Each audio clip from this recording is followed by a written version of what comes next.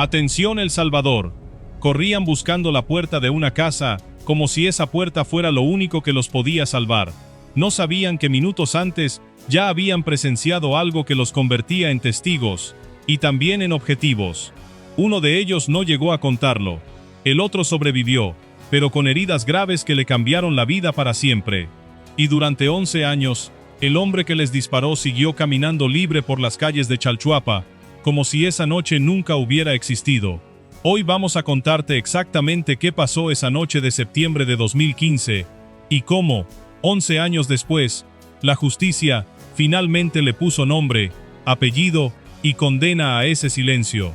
Si te interesa conocer las capturas más importantes y los operativos más impactantes contra la delincuencia en El Salvador, suscríbete ahora al canal, porque lo que estás a punto de escuchar es apenas el primer capítulo de una historia que termina con una de las condenas más duras dictadas en los últimos días contra estructuras pandilleriles en el país. Todo comienza en un distrito que muchos salvadoreños conocen bien, no por sus ruinas arqueológicas ni por su historia colonial, sino por algo mucho más oscuro. Chalchuapa, en el occidente de Santa Ana, fue durante años uno de los territorios donde el barrio 18 operó con una libertad que hoy resulta difícil de imaginar. Investigaciones paralelas de la Fiscalía documentaron, en esa misma zona, estructuras de la pandilla ligadas a al menos 10 homicidios cometidos entre 2013 y 2016, un patrón de violencia sostenida que convirtió a barrios enteros en territorios controlados por el miedo. En ese contexto, en septiembre de 2015, ocurrió algo que parecía condenado a quedar en la memoria de unos pocos vecinos y en un expediente más de los cientos que se acumulaban sin resolverse. ¿Qué fue exactamente lo que esas dos personas vieron esa noche para terminar corriendo por sus vidas? Según las pruebas que la Fiscalía General de la República presentó años después ante el tribunal, todo comenzó con un ataque perpetrado por el propio acusado. Dos personas fueron testigos directos de esa agresión inicial, y en el mundo de las estructuras pandilleriles, presenciar un ataque nunca es un hecho neutral. Convierte al testigo en una amenaza para quien lo cometió. Fue exactamente lo que ocurrió esa noche en Chalchuapa. Las dos personas, conscientes del peligro que representaban como testigos, intentaron hacer lo único que parecía razonable: correr, buscar refugio, meterse en la primera vivienda que encontraran y cerrar la puerta detrás de ellas. No lo lograron a tiempo. El hombre que las perseguía las alcanzó antes de que pudieran refugiarse por completo. Y ahí, frente a esa vivienda que debía ser un refugio y terminó siendo el escenario final de la tragedia, disparó contra ambas. Una de las víctimas murió en el lugar, la otra sobrevivió, pero con lesiones graves que marcaron un antes y un después en su vida. Lo que quizás no sabes es que este tipo de patrón, el de perseguir y silenciar a testigos, fue durante años una de las tácticas más temidas de las estructuras pandilleriles en El Salvador, precisamente porque generaba un efecto que iba mucho más allá de la víctima directa. Nadie quería ver nada, nadie quería hablar, y esa cultura del silencio terminó protegiendo a los responsables durante años. Y eso fue exactamente lo que pasó en este caso. El expediente, con nombre y apellido del responsable ya identificado en las investigaciones policiales, quedó ahí, esperando. Mientras tanto, la vida en Chalchuapa seguía su curso bajo la sombra de una estructura criminal que continuaba operando, extorsionando, controlando territorio, sin que la muerte de septiembre de 2015 representara ninguna consecuencia real para quien la había provocado. ¿Cómo es posible que un caso con un homicidio, un intento de homicidio y un responsable identificado tardara 11 años en llegar a un tribunal? La respuesta tiene que ver con algo que cualquier persona que haya seguido la evolución de la seguridad en El Salvador durante la última década puede reconocer. Durante años, el sistema judicial salvadoreño enfrentó una combinación de saturación de casos, estructuras pandilleriles con capacidad de intimidar testigos y operadores judiciales, y un control territorial de las pandillas que hacía extremadamente difícil avanzar investigaciones sin poner en riesgo a quienes colaboraban con ellas. No fue hasta la implementación del régimen de excepción, la herramienta legal que El Salvador utiliza desde 2022 para intensificar las capturas y los procesos contra estructuras criminales de alto perfil, que miles de expedientes que llevaban años esperando comenzaron a moverse de nuevo. Este caso fue uno de ellos. ¿Y qué encontró la fiscalía cuando finalmente pudo dedicarle tiempo y recursos a reconstruir lo que pasó esa noche de 2015? Según la información difundida por las autoridades, el proceso judicial reunió pruebas que los magistrados del Tribunal Segundo contra el Crimen Organizado de Santa Ana calificaron como determinantes para establecer la responsabilidad penal del acusado. Es decir, no se trató de una condena basada en indicios débiles o en la simple pertenencia a una estructura pandillerial, sino de un caso con evidencia sólida sobre los 3 delitos que finalmente se le imputaron: homicidio, intento de homicidio y agrupaciones ilícitas, este último delito reservado específicamente para quienes forman parte de estructuras criminales organizadas como el Barrio 18. El nombre de ese hombre es Mauricio Humberto Alarcón Portillo, y durante 11 años fue, para la mayoría de la gente en Chalchuapa, solo otro rostro más en un territorio donde el miedo dictaba quién podía hablar y quién debía guardar silencio. Pero aquí viene una de las partes más importantes de este caso, y es algo que muchas personas todavía no saben sobre cómo El Salvador está cambiando su forma de castigar los delitos vinculados a pandillas. En los últimos años, el país endureció de manera significativa las penas para quienes integran estructuras pandilleriles, especialmente en los casos de homicidio y extorsión. Las reformas legales recientes no solo ampliaron los años de prisión que se pueden imponer, sino que buscaron específicamente cerrar los vacíos que antes permitían que condenas relativamente bajas funcionaran casi como un incentivo perverso para quienes operaban dentro de estas estructuras. El resultado de ese endurecimiento es precisamente lo que terminó recayendo sobre Alarcón Portillo: una condena de 75 años de prisión. Una cifra que hace apenas una década hubiera sido prácticamente impensable para un caso de este tipo en un tribunal salvadoreño. ¿Por qué exactamente 75 años y no una cifra menor? La suma de los 3 delitos imputados, homicidio, intento de homicidio y agrupaciones ilícitas, bajo el marco legal actual que endurece las penas para estructuras criminales organizadas, permitió a los magistrados acumular una condena que en la práctica equivale a una sentencia de por vida. No es una cifra simbólica, es el reflejo directo de una política judicial que busca, según lo han planteado las propias autoridades salvadoreñas, limitar la capacidad operativa de las estructuras criminales y proteger a la población de la posibilidad de que estos responsables vuelvan algún día a operar en las comunidades donde cometieron sus crímenes. Ahora bien, este caso no ocurre en el vacío. Y aquí es donde la historia se vuelve todavía más grande de lo que parece a primera vista. El mismo día en que se conoció la condena contra Alarcón Portillo, otra noticia judicial sacudió al oriente del país, y aunque no tiene relación directa con este caso, sí demuestra la escala de lo que está ocurriendo en los tribunales salvadoreños en este preciso momento. El Tribunal Primero contra el Crimen Organizado de San Miguel impuso condenas a 53 miembros de la Mara Salvatrucha, responsables de múltiples homicidios cometidos en la zona costera de Conchagua, en el departamento de La Unión. Entre las víctimas de esa estructura distinta, figuran un padre y su hija, quienes fueron privados de libertad, asesinados y enterrados en un predio, después de ser acusados falsamente de ser informantes. Un crimen ocurrido en 2019 en el cantón Playas Negras. Esa misma estructura de la Mara Salvatrucha en La Unión también fue vinculada por las investigaciones policiales al homicidio de un estudiante en San Miguel, ocurrido en 2018, cuando la víctima fue interceptada al salir de su instituto, bajo la sospecha de pertenecer a una pandilla rival.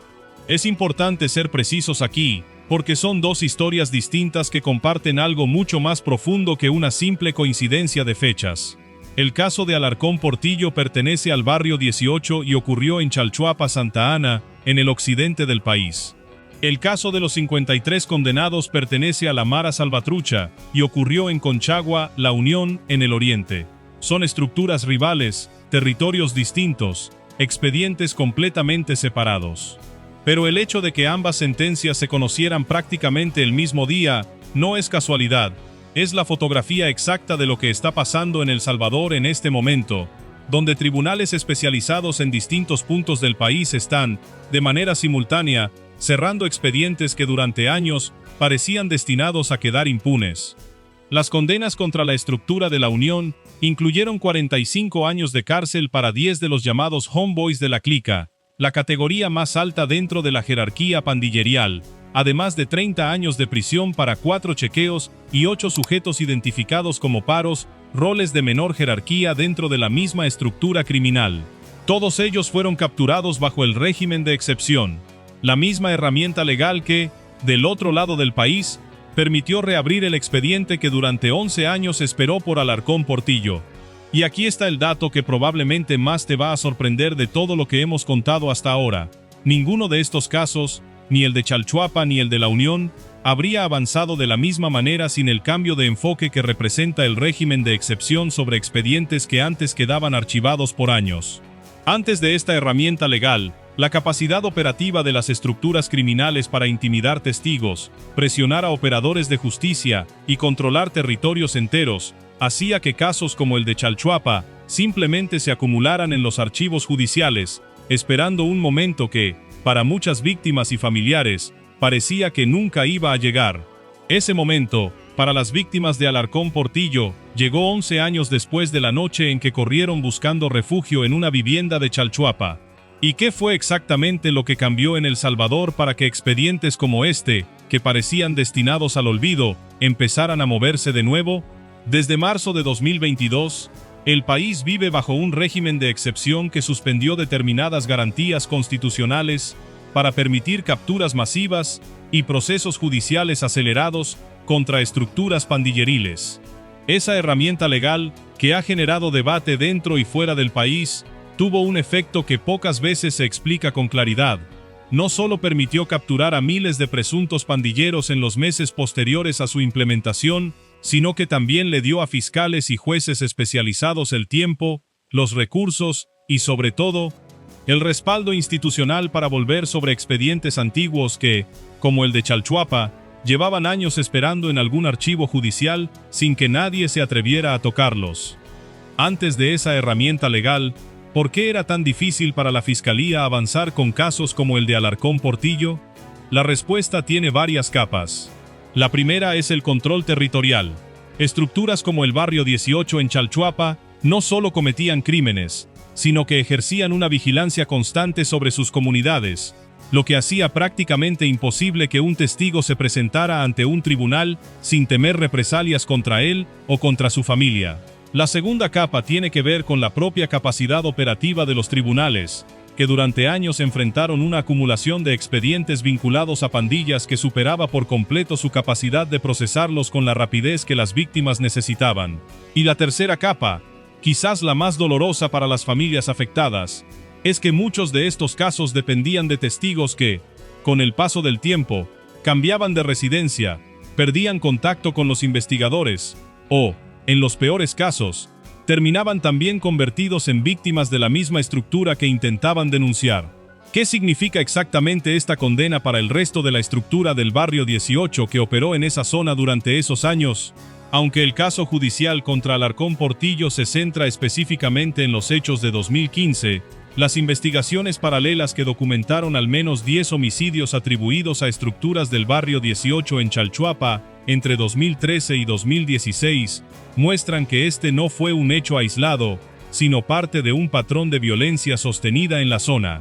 Las autoridades han señalado en repetidas ocasiones que el objetivo de este tipo de condenas no es únicamente castigar un delito puntual, sino desarticular por completo la capacidad de estas estructuras de operar, extorsionar y controlar comunidades enteras.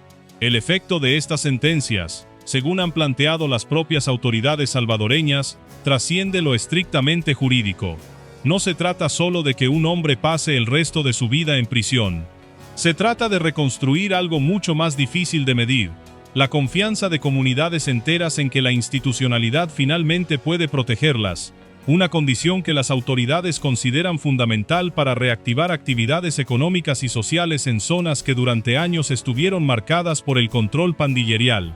Pero volvamos al corazón de esta historia, porque hay algo que todavía no te hemos contado sobre lo que significa, en términos muy concretos, una condena de 75 años para un hombre que hoy tiene una edad determinada. En la práctica judicial salvadoreña, una condena de esta magnitud equivale, en la inmensa mayoría de los casos, a que el condenado pase el resto de su vida natural tras las rejas. No existe, Bajo el marco legal actual para este tipo de delitos vinculados a estructuras criminales organizadas, un escenario realista en el que Alarcón Portillo vuelva a caminar libre por las calles de Chalchuapa. La puerta de esa vivienda que 11 años atrás no logró proteger a tiempo a sus víctimas, hoy se ha convertido, de manera simbólica, en el punto de partida de un expediente que terminó cerrando la puerta de la libertad para el hombre que las perseguía. Y aquí llegamos al momento que probablemente más preguntas te ha generado desde el principio de este video. ¿Qué fue exactamente lo que permitió que, después de 11 años, la Fiscalía pudiera presentar un caso tan sólido que los propios magistrados lo calificaran como determinante? La respuesta está en algo que se repite en casi todos los grandes casos judiciales que hoy se están resolviendo en El Salvador bajo el nuevo marco legal. La combinación de investigaciones policiales que documentaron el patrón de violencia de la estructura en la zona, testimonios y evidencia que permanecieron disponibles a pesar del paso del tiempo, y un cambio en el contexto de seguridad que finalmente permitió que testigos y operadores de justicia pudieran actuar sin el nivel de temor que existía cuando el crimen ocurrió en 2015. Sin ese cambio de contexto, es probable que este expediente hubiera seguido acumulando polvo en algún archivo judicial de Santa Ana. En cambio, hoy existe una sentencia firme, 75 años de prisión, dictada por el Tribunal Segundo contra el Crimen Organizado de Santa Ana, contra un hombre señalado como integrante del Barrio 18, por un homicidio, un intento de homicidio y el delito de agrupaciones ilícitas, que reconoce formalmente su pertenencia a una estructura criminal organizada. Y si te preguntas qué pasa ahora con las víctimas de este caso, la respuesta, aunque incompleta, es la única que la justicia puede ofrecer 11 años después. No puede devolver la vida que se perdió esa noche en Chalchuapa, ni borrar las heridas graves que dejó ese ataque en el sobreviviente, pero sí puede garantizar que el responsable no vuelva a representar una amenaza para nadie más. Esa es, en el fondo, la promesa detrás de cada una de estas sentencias que hoy se están dictando en distintos tribunales del país, que el tiempo, aunque tarde años en llegar, finalmente alcanza a quienes creyeron que la violencia y el control territorial los harían intocables para siempre. Y hay todavía un ángulo de este caso que merece que nos detengamos un momento, porque tiene que ver con algo que va mucho más allá de Alarcón Portillo, el papel que jugó el delito de agrupaciones ilícitas dentro de esta condena. Antes de las reformas legales de los últimos años, muchos integrantes identificados de estructuras pandilleriles enfrentaban penas relativamente bajas si la Fiscalía no lograba probar de manera directa su participación en un homicidio específico. El delito de agrupaciones ilícitas, endurecido dentro del marco legal actual, cambió esa ecuación por completo. Hoy, la sola pertenencia comprobada a una estructura criminal organizada como el Barrio 18 o la Mara Salvatrucha suma años de condena de manera independiente a los delitos concretos que se puedan probar, como el homicidio o el intento de homicidio. En la práctica, esto significa que ya no basta con que un integrante de estas estructuras logre generar dudas sobre su participación directa en un crimen puntual. El simple hecho de pertenecer a la organización criminal ya representa, por sí solo, una condena significativa. Esto explica, en gran medida, por qué la cifra de 75 años en el caso de Alarcón Portillo no sorprende a quienes han seguido de cerca la evolución del sistema judicial salvadoreño en los últimos años. Es la suma de 3 delitos que, bajo el marco legal anterior, probablemente habrían resultado en una condena de una fracción de esos años. Este caso, junto con la condena a los 53 miembros de la Mara Salvatrucha en la unión anunciada el mismo día, forma parte de una tendencia que se ha vuelto cada vez más visible en El Salvador. Tribunales especializados contra el crimen organizado, distribuidos en distintos puntos del país, cerrando de manera simultánea expedientes que durante años representaron promesas de justicia incumplidas para decenas de familias salvadoreñas. Chalchuapa, en el occidente. Conchagua, en el oriente. Estructuras distintas, territorios distintos, pero un mismo mensaje judicial que se repite con cada nueva sentencia. Ya no existe el mismo margen de impunidad que existía hace una década. Y aunque las estructuras cambien de nombre, de territorio o de jerarquía interna, el patrón que este caso deja claro es el mismo que se repite en casi todos los expedientes de este tipo. Quien presencia un ataque cometido por integrantes de estas estructuras se convierte automáticamente en un blanco. y durante años, esa fue una de las razones por las que tantos crímenes quedaban sin resolver, porque el silencio se convertía en la única forma de sobrevivir. Hoy, con marcos legales más duros, con el régimen de excepción permitiendo reabrir casos que antes se consideraban perdidos, y con tribunales especializados dedicados exclusivamente a este tipo de delitos, ese patrón de silencio e impunidad empieza a mostrar grietas cada vez más profundas. 11 años después de esa noche en Chalchuapa, el nombre de Mauricio Humberto Alarcón Portillo ya no está asociado a un expediente archivado, sino a una sentencia de 75 años de prisión, una de las condenas más duras dictadas en los últimos días contra un integrante identificado del barrio 18 en El Salvador. Y mientras este caso se cierra, otros tribunales del país, en otros departamentos, contra otras estructuras, siguen avanzando en la misma dirección, la de convertir el tiempo, que durante años fue el aliado más fiel de estas estructuras criminales, en la herramienta que finalmente las está alcanzando. Antes de cerrar, hay una última pregunta que probablemente te has hecho durante todo este relato. ¿Qué pasa ahora, en términos prácticos, con Alarcón Portillo dentro del sistema penitenciario salvadoreño?